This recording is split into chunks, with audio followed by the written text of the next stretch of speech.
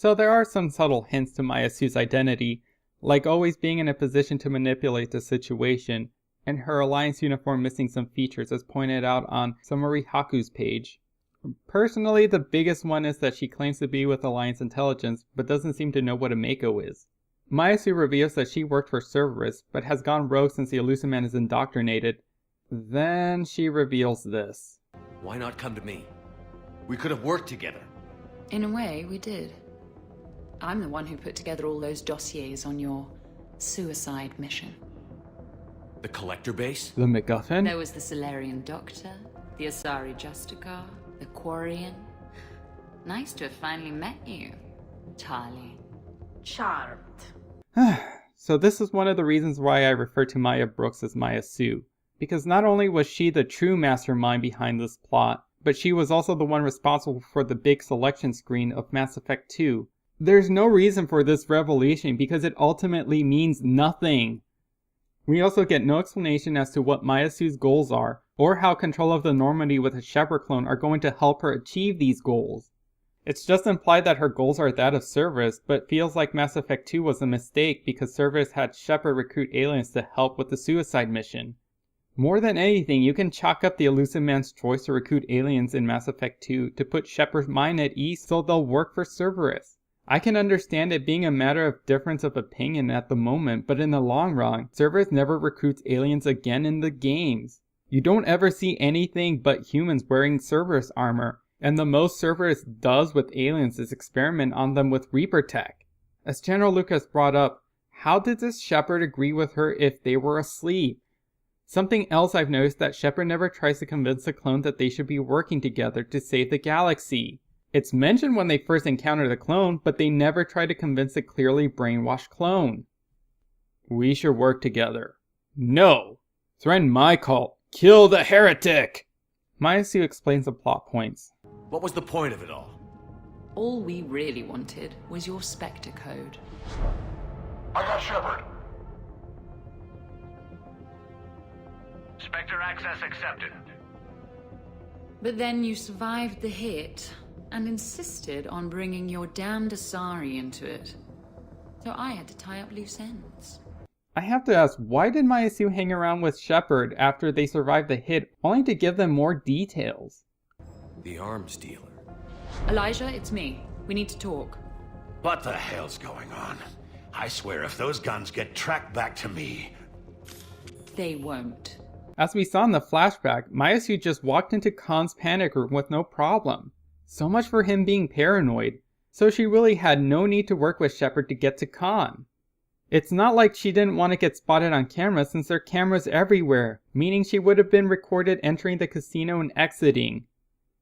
But then your sex bot just had to go and recover the data. So here we are, forced to contain the situation. No, she didn't!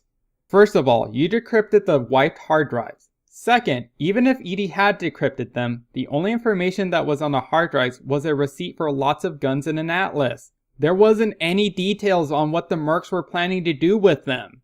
The only reason Shepard and company came to the archives was because the clone used Shepard's Spectre codes and took an army of mercs to the archives. This is all your fault for improvising a plan when the first one didn't go as planned. What follows is an interrupt based on the dialogue option that was chosen before it, which is actually a good idea. I'm pretty sure the only other place this was used for was the introduction of the interrupt options back on Freedom's Progress. However, both interrupts sound very silly. The Paragon one doesn't sound very Paragon-y, and the Renegade option sounds like something Jack would say. Even sillier is not taking an option that has Maya Su and the clone whispering to each other in front of you and picking off where she left off. And if someone like, say, Commander Shepard made the threat, I'd be worried. But you're not Shepard. Not anymore. You had Miranda. I have her. Mine has more bite. It was fun while it lasted. Maya Su is your Miranda. Again, self-insert fanfic. What was that you said at the beginning about being a lone wolf? I'm the lone wolf you were always meant to be. Again, Clone Shepard reiterates that Shepard somehow doesn't care about humans and cares more about aliens. Where the hell is Clone Shepard getting their information? Shepard could potentially sacrifice a lot of human lives to save the Council in the first game, or they could choose to let all those aliens die and not sacrifice those human lives. And Shepard spends the entirety of Mass Effect 2 taking down an enemy that is specifically targeting human colonies. Did Maya Su leave out all these details, or is this clone this stupid? The final step Clone Shepard needs to do to fully assume Shepard's identity is to upload their own fingerprints to the Citadel database. For some reason, it needed to be done in a Citadel archive vault, and not in some sort of business or medical place that would be better equipped to record many different biometric identifiers than just fingerprints. This is just speculation on my part, but I'm going to assume that vector biometric identifiers involve more than just one's DNA and fingerprints. Especially since who's to say that aliens aren't going to have the same fingerprints among the species or have fingerprints at all? I'm sure Clone Shepard's dental records are going to put Shepard's perfect teeth to shame. What about Shepard's extensive medical record with all their implants? Is the clone going to fake that wear and tear? Then Shepard gets a dose of reality. Now, if you'll excuse me, the Normandy needs its captain. So, I should go. I don't know how to feel about Shepard's realization that they have awkward dialogue. It's amusing, but I don't like that it's trying to be meta, much like Shepard's dance skills. Farewell, Commander. I guess this is where legends go to die. Is this the new end to a predetermined story? Has time run out for the crew of the Normandy? Will Maya Su steal the Normandy and succeed in accomplishing her goals of humanity? Can Miranda and Jack save the crew in time? Will they even show up at all at this point? Did everyone forget about the Reapers? Answers right now, Cliff, apparently. you still out there? Yes, Commander. Way to go killing the 110 scene you had going, BioWare. The crew escapes their Iridium fates by Shepard just commanding Glyph to open the vaults. You know, this whole thing with Glyph throughout the archives, I feel like I've seen something similar to it before. The crew exit the archives the same way they came in. Wouldn't it make more sense to go through the front door now that they're not trying to have the element of surprise? And where the hell is C-Sec in all of this? Joker comes to pick up Shepard and 2 other squad mates. That's probably why all the sky carts aren't where they parked them. Had to come up with a reason as to why everyone couldn't come along this time. After selecting who's coming along, the rest of the crew pouts about not being picked. Mature. Also, this scene plays out very oddly if you have a low squad count. What? I kinda wanted to go. As did I. 50,000 years later, and I rarely get picked. Well, it's official. They've been replaced by the cardboard cutouts that they are. What happens next is the most infuriating part of this DLC. Shepard, your clone has entered the ship and is attempting to... Edie? I'm okay. Really?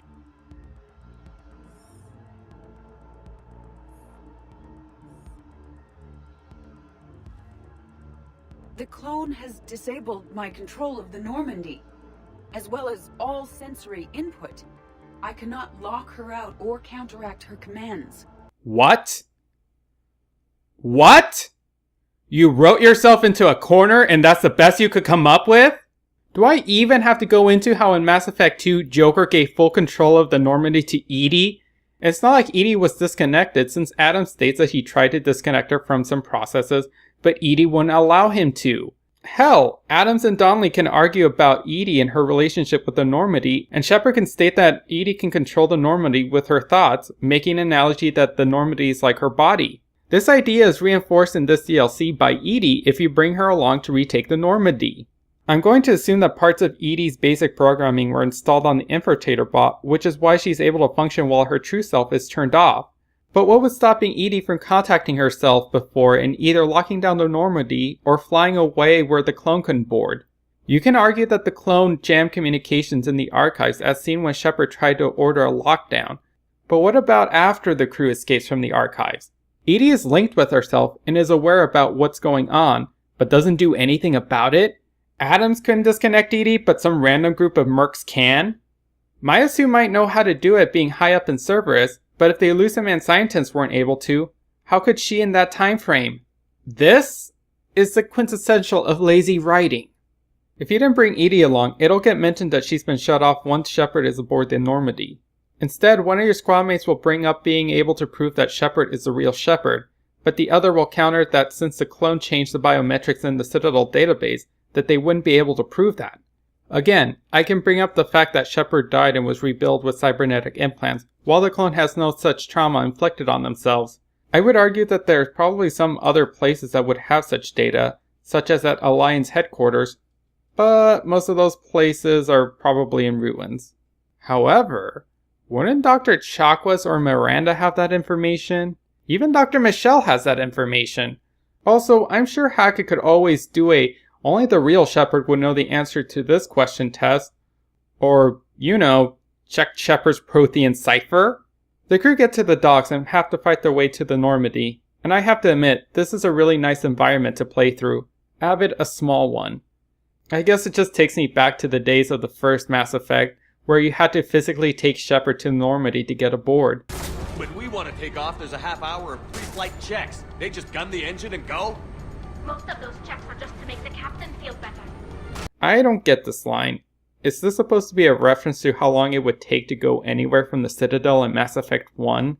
It's not like the clone has to be subject to a flight tower that we've seen before or anything. Or it's just another example of lazy writing. Shepard reaches the airlock to find Traynor, who is mopey about being fired by the clone. Shepard can reassure Traynor that they just can't fire anyone off the ship just like that. Or they can play the I know your personality quartz because I'm the real Shepard, like I suggested earlier. Or if you're in a romance with her, you can start making out with her, and despite being upset with Shepard, she willingly gives in. Again, personality quirk.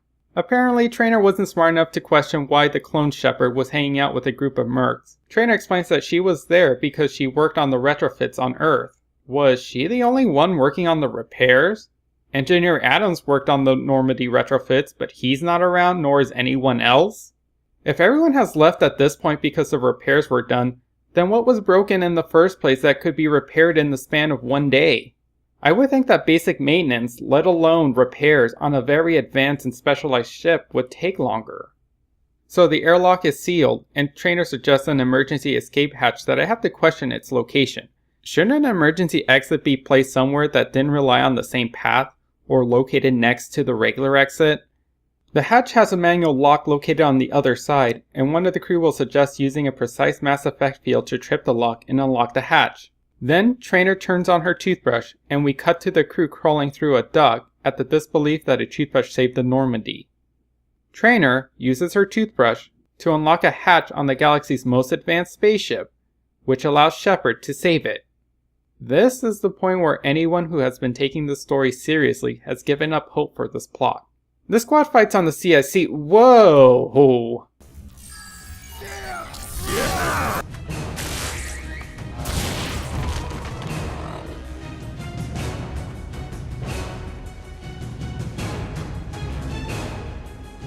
I feel ripped off now that Shepard's Omni-Tool can't do that. Hey, it looks like those repairs might address that trip hazard after all! And then Shepard can complain about the clone throwing out the space hamster. I should be complaining about how the clone had time to pile up all of this and have time to shut off Edie, but I'm just wondering, what did they do with that useless robot dog, K9? Shepard rides down the elevator to the final confrontation with the clone, where their squadmates can have a chat just like the good old days. You've been practicing with that shotgun? Still remember the fast reloading trick I showed you? You know, I've taken care of myself for the past few years. I know. I'm old and I worry. Even though my favorite Quarian's all grown up and killing Reapers. Someone else finally remembered the Reapers! Since this conversation is purely determined by having Rex and Tally, I'll count this as such. No credit for partial answers, maggot! Yes, sir. Sorry, sir. Shepard gets a disturbing image of their clone in N7 armor, and Shepard reacts depending on the reputation level. See, BioWare, that's what you should have done throughout the series. That minor line difference and whether Shepard fires first gives the character more definition depending on the player's playing style. Too bad this is the end of the DLC and trilogy. The Shepards fight while Cortez and Joker try to keep the Normandy from reaching FTL by flying in front of it, all the while bickering like an old married couple. The pilot opens fire on the Skycar, causing a lot of collateral damage that's never spoken of, before the clone orders troops to have a shuttle handle it instead. For some reason, Shepard just lets a bunch of mercs board a shuttle and fly off despite this fight taking place in the shuttle bay. Watch the cargo ramp! Watch Chekhov's gun!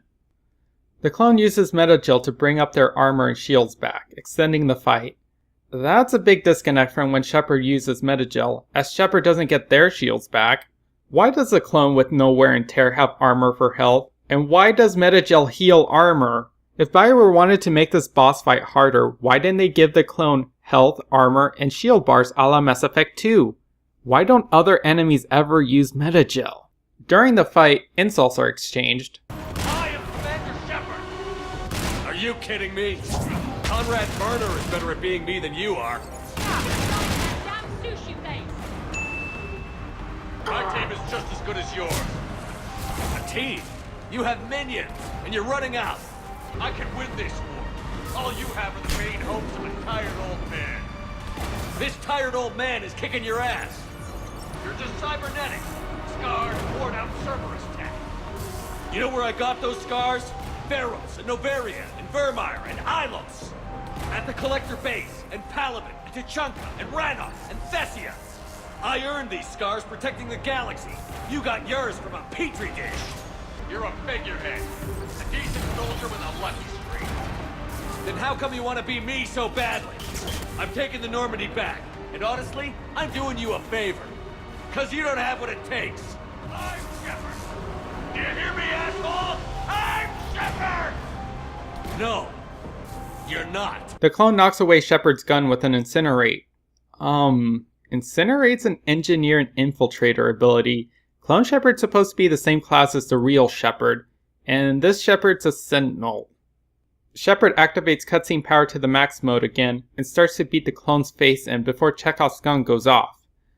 Okay, so I criticized the use of the evil twin trope earlier. However, if BioWare was going to use this trope, they should have gone all the way and done a 10 scene with a which one is the real one cliché, even not having the players know which one is the real one unless they had renegade scars. But for some reason, the clone conveniently changes the color stripe of the N7 armor to blue if Shepard's wearing that armor, or wears just a regular red N7 armor if Shepard is not. The kinetic barrier that's keeping the shuttle bay from being vented extends out to the ramp. I could be wrong, but shouldn't that only be at the top of the opening of the bay and not down the ramp? Of course, it's because the atmosphere of the Citadel only extends 7 meters high from the arms, and being on the ramp would have otherwise led to both Shepards being instantly killed. So the two Shepards are hanging off the Normandy like they're hanging off the edge of a pool, when the clone questions what makes Shepard so special. And like an after-school special, the answer is friendship, love, commodity, take your pick. Maya Su for some reason just gives up on the clone and doesn't bother helping them up. And here we have a summary of the decision-making mechanic in the Mass Effect franchise, where we are offered the choice of killing or saving the clone. Killing the clone is as straightforward as you can get, but if you choose to save the clone... Here, take my hand. And then you live. For what? Yep, making the option to choose completely pointless. So the clone loses the will to live and commits suicide. Rather than trying to forge an identity for themselves and help humanity out by helping the war effort, the clone just gives up. Because it makes the resolution of a clone Shepard running around easy. Though this might have been running through their heads. I am Dim! Yes! Everyone thinks I'm a freak! Yes! I'm a loser! That's kind of mean, Ship. This knowledge is horrible! I can't live like this! Yeah, let's hope when BioWare says that the 4th Mass Effect game isn't going to be Shepard's story, it's not going to be this one's either. We cut to some time later, though before the Normandy makes it back to the dock. What about Edie? Is she back online? I am once again fully in control of the Normandy. Glad to hear it. What about the mercs? Any survivors? Just one crappy-ass pilot and her. What about the shuttle full of mercs that were trying to shoot you down, Joker? We'll just assume they died from dark matter. Maya-Su taunts Shepard, and here we get another example of an interrupt only being available if you choose the appropriate dialogue option. If you choose Renegade, Maya-Su escapes and you'll have the option to shoot her down, otherwise the squad mate will do it for you. If you choose the Paragon dialogue, you'll get a chance to interrupt Maya-Su's monologuing and convince her to cooperate in order for her to live.